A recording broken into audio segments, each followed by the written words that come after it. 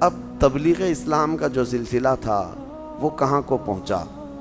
اب مسئلہ یہ ہے کہ نبی پاک صلی اللہ علیہ وسلم حج کا جو موسم ہوتا تھا اس کو بہت بہت اہمیت دیتے تھے کہ ہر جگہ سے لوگ آتے تھے.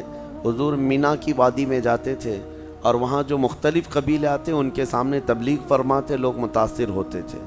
تو ایک سال یہ تھا، یہی نبوت کا 11واں سال تھا. تب یثرب سے، جو مدینہ کا پرانا نام ہے یثرب، وہاں سے کچھ لوگ آئے تھے، انصار قبیلے کے لوگ 6 لوگ تھے. ان کے ہاں نبی پاک صلی اللہ علیہ وسلم خود تشریف لے گئے. ان سے ان کا نام و نسب پوچھا اور اس کے بعد ان کے آنے کی بستی پوچھی تو انہوں نے بتایا ہم یثرب سے آئے ہوئے ہیں. یثرب جو علاقہ تھا، یہاں اوس اور خزرج 2 قبیلے تھے بہت پرانے، لیکن وہ اتنا لڑتے تھے کہ ان کی جنگیں پوری دنیا میں مشہور ہیں. انہوں نے اتنی لمبی جنگ لڑی ہے، شاید آج وہ ورلڈ بک میں ریکارڈ میں آ جاتی ہے کہ 120 سال جنگ ایک ہی میٹر پر 120 سال تک دونوں قبیلوں میں جنگ چلتی رہی. کتنے مرے، کتنے کٹے. اور بیس کیا تھی؟ ایک خاندان والے نے دوسرے خاندان والے کی کھٹوری توڑ دی تھی.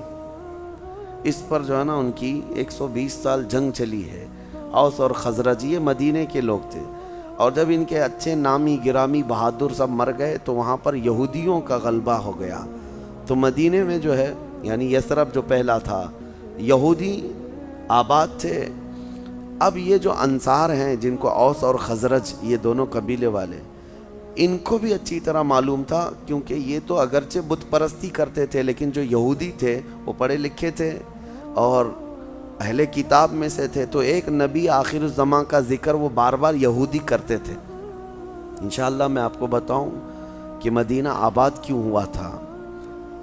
تو یہودی جو ہے وہ ہمیشہ ایک آخری نبی کے آنے کی خبریں دیتے رہتے تھے اور یوں ڈراتے تھے یہ اوس اور خزرج کو کہ آخری نبی کے آنے کی علامتیں پوری ہو چکی ہیں، جب وہ آئیں گے ہم ان کی فوج میں شامل ہو کر کے تم کو اچھی طرح ماریں گے. یہ یہودی ان کو دھمکیاں دیتے تھے اور وہ اوس و خزرج ڈرتے بھی تھے کہ آخری نبی آنے والے ہیں. لیکن ہوا یہ کہ جب آخری نبی آئے تو یہودی تو ایسے ہی رہ گئے. یہ انصار یعنی اوس و خزرج قبیلے کے لوگ حج پہ آئے ہوئے تھے. نبی پاک صلی اللہ تعالیٰ علیہ وسلم نے ان کے پاس دعوت اسلام پیش فرمائی. تو وہ 6 لوگ جو آئے تھے پہلے، سب سے فرسٹ 6 لوگ، انہوں نے دیکھا اور اس کے بعد پس و پیش کر رہے تھے. تو نبی پاک صلی اللہ علیہ وسلم نے قرآن کی آیتیں تلاوت کرنا شروع فرمایا اور مدینے کی یعنی یثرب کی کچھ خصوصیات بتائی. تو آپس میں ایک دوسرے کا منہ دیکھنے لگ گئے اور کہا جس نبی کے انتظار میں پورے یثرب میں شور چلتا رہتا ہے، کیا یہ وہی نبی ہیں؟ نبی پاک صلی اللہ علیہ وسلم نے فرمایا ہاں میں وہی نبی ہوں جس کا انتظار دنیا کر رہی ہے. تو وہ جو 6 لوگ آئے تھے انہوں نے کہا اچھا ہے کہ یہودی ایمان لائیں گے، اس سے پہلے ہم ایمان لاتے ہیں، کیونکہ اتنے دنوں سے تو دھمکیاں دے ہی رہے ہیں کہ آخری نبی کی فوج میں وہ شامل ہو کر کے ہم کو مارنے والے ہیں، ہمارا خاتمہ کرنے والے، ہم پہلے ایمان لاتے ہیں. پہلے یہی 6 لوگ ایمان لائے اور واپس گئے یثرب. اور یثرب جا کر کے انہوں نے شور کیا سب کو، اللہ کے وہ آخری نبی جس کا انتظار تھا وہ آ گئے ہیں اور ہم ان کے ہاتھ پر ایمان لائے ہیں. ان کی دعوت پر پھر 12 لوگ پھر آئے مکہ مکرمہ. وہ حضور پاک صلی اللہ علیہ وسلم کے پاس بیٹھے، حضور سے قرآن کی آیتیں سنی، وہ ایمان لے آئے. نبوت کا 13واں سال تھا، یعنی ہجرت سے تھوڑے دن پہلے کی بات تھی. 70 لوگوں کا قافلہ پھر مدینے سے آیا یثرب سے، اور وہ سب کے سب نبی پاک صلی اللہ علیہ وسلم کے ہاتھ پر ایمان لائے، واپس مدینے آئے.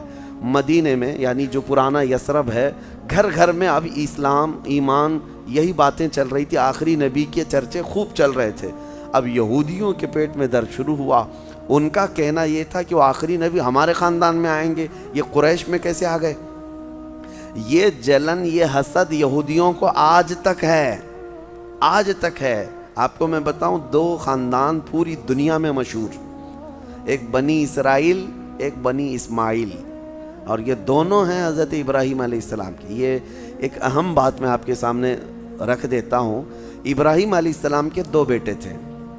ابراہیم علیہ السلام کے 2 بیٹے، ایک حضرت اسماعیل علیہ السلام، ایک حضرت اسحاق علیہ السلام. اسحاق علیہ السلام کی اولاد میں ہزاروں نبی آئے جن کو آج بنی اسرائیل کہا گیا، قرآن میں بھی ہے۔ اسحاق علیہ السلام کے بیٹے یعقوب علیہ السلام، ان کا نام ہی اسرائیل تھا، اور ان کے 12 بیٹے ہوئے، اس میں حضرت یوسف علیہ السلام بھی ہے۔ تو یہ حضرت ابراہیم علیہ السلام کے ایک بیٹے سے جو نسل چلی وہ بنی اسرائیل، اور سارے یہودی اسی میں ہیں۔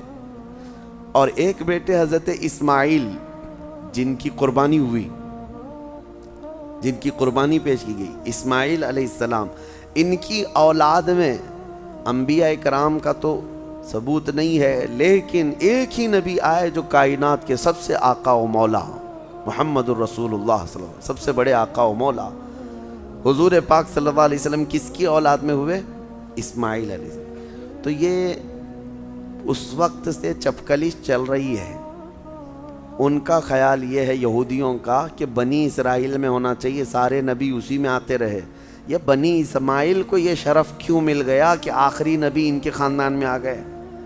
آپ کو میں بتاؤں بنی اسرائیل میں کون کون ہیں؟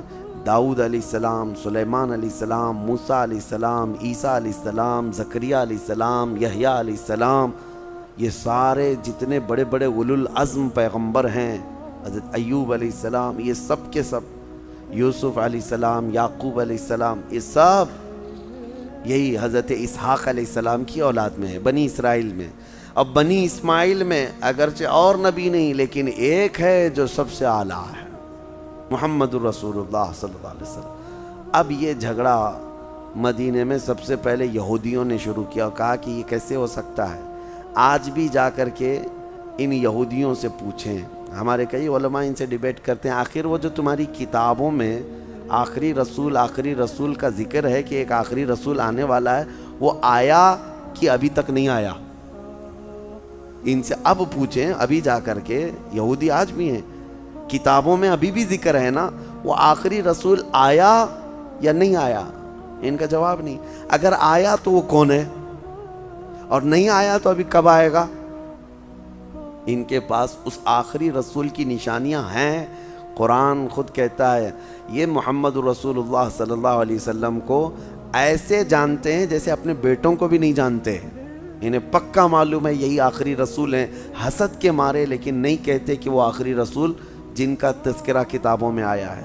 بہرحال مدینے میں انصار بازی لے گئے، یہ آگے بڑھ گئے اور ایمان لائے اور چرچا خوب ہونے لگا۔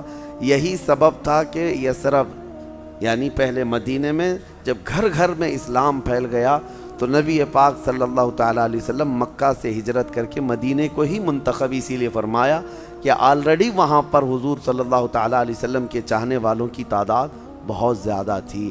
بہرحال ہجرت یہ 13ویں سال ہوئی، نبوت کے 13ویں سال، اس وقت تک نبی پاک صلی اللہ علیہ وسلم مکہ مکرمہ میں ہی تھے۔